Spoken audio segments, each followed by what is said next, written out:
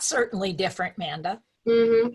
I mean, I'm not sure that that says Memorial Day. No, I was just weekend. looking for a flag or something. Yeah. Oh, well, you know what? You're there, I'm here. The rest of our team's off, though, because it's a holiday.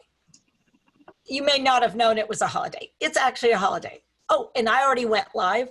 So we're broadcasting because, you know, it's a holiday. And so, you know, this is what we look like during holidays. Actually, I look like I usually do. Amanda has an interesting background, though. She and Benzie are doing the Aurora Borealis, though I think that's more in the winter time. Maybe they're down in Australia.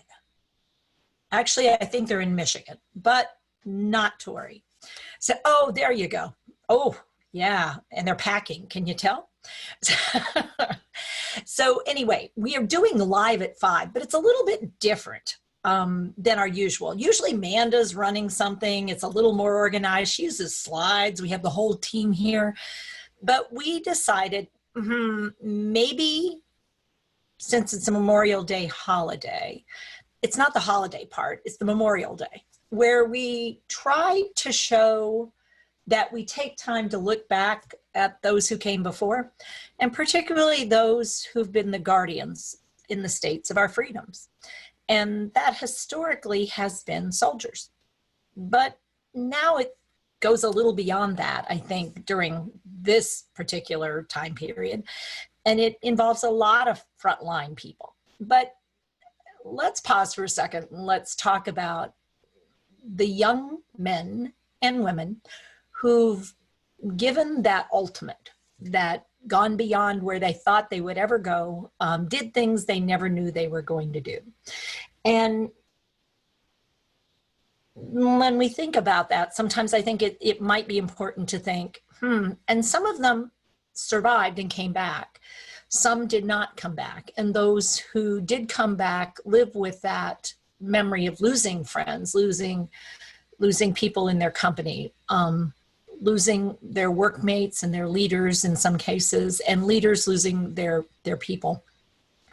And so in dementia, we certainly know a lot about loss. It tends to be a very different kind of loss, but for some people who survived and did the work they were supposed to during wartime, they came back, but their brains had changed. They had changed. Things were different. And so historically, military personnel were not really encouraged to think about how they were doing. Were you doing this, or this? It was just like, suck it up and get through it. Whatever it took to make it through the immediate emergency. And that's legit. Everybody should pull it together for the emergency.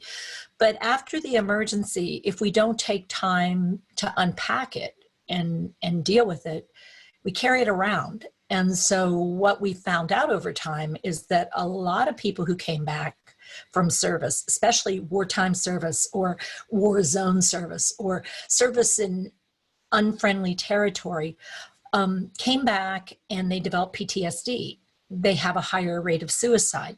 What we're also finding is many of them had brain changes that were permanent brain changes, and some have recovered and some have not.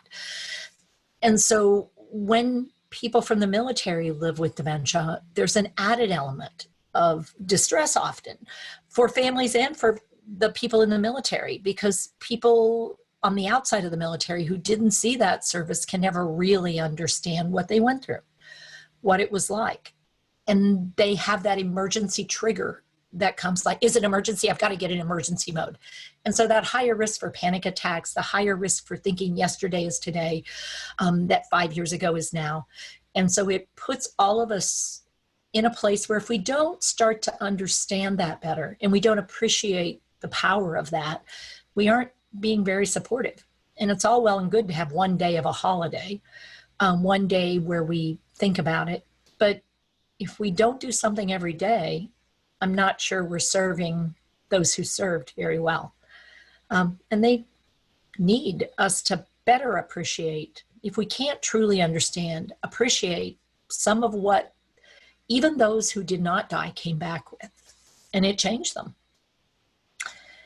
And so that's where I'll pause for a second and see what Amanda might want to put into the mix of the conversation today, because today is just sort of a conversation, not really a lesson to be learned. So I thought today what I would share was just one of our videos that we often share out to show someone in an emerald state, someone midway through this journey. For a lot of people, it's where they first get recognized. But this guy, if he hadn't had dementia, he'd be a tough old cuss. And yet, when living with dementia, he got all kinds of labels slapped on him. Aggressive, resistant, won't do. You might need two people to get him out of this chair. So I thought I would share a moment where Teepa, for the first time meeting him, coming in with just that background data, got to talk to him a little bit and see what he was like. And his name is Gordon. And Teepa, I don't know if there's anything that you want to talk a little bit about before we watch him, or if we'll talk after. What do you prefer? Well, I guess one thing to know about him, he'd been a paratrooper during World War II. He did a lot of jumping into combat zones. And so he was a trooper, and he rose in the military. So he was in the whole career.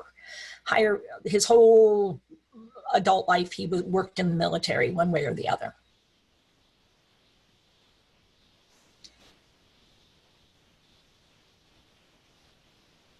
So we're going to take a look at an interaction with Gordon, who just would not get out of his chair, according to staff. And yet, let's see what happens when a little bit of care and empathy is shown to someone. Challenged, and supporting cues are help Gordon, who's an emerald. Hey Gordon, What? they have a movie out here. A movie? It has Glenn Ford in it. Ford. Glenn Ford. You remember Glenn Ford? Yeah. Me too. Yeah. Handsome fella. Yeah. Sort of like you. Yeah. Well, I think he got old.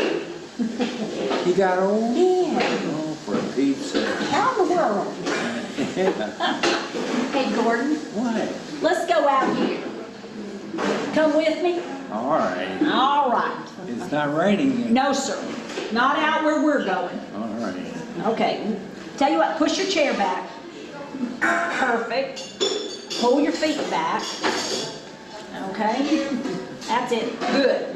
Now, time to stand up.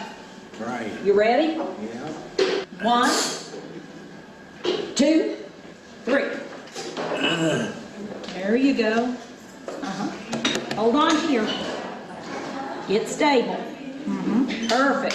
Hold right there. Okay, now I want you to stand tall.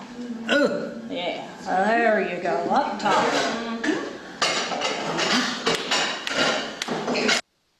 A standing ovation for the hard work that he put in, but really and truly one of those moments that he didn't really need much more than somebody who would back off a little bit and let him walk through it.